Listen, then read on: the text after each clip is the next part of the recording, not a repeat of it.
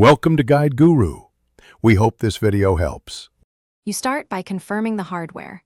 Identify a Thunderbolt 3 or USB 4 port with 40 Gbps, and make sure your laptop officially supports external GPUs.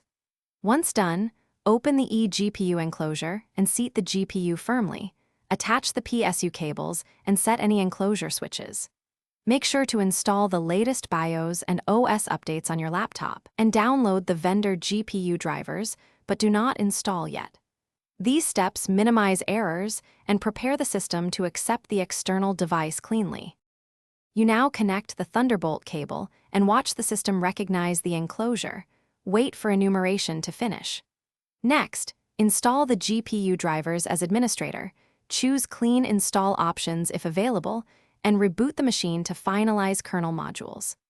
After reboot, open the vendor control panel and make the external GPU the preferred device for target apps, or route the laptop display output to the eGPU's HDMI/display port.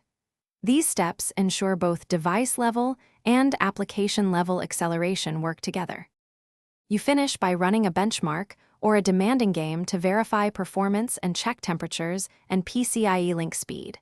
Confirm the GPU runs at expected TDP and clocks.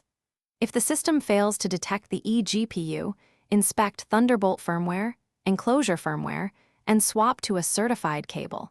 Make sure Thunderbolt security isn't blocking the device. One reliable recovery is reinstalling drivers from safe mode and reauthorizing the eGPU in the OS Thunderbolt settings.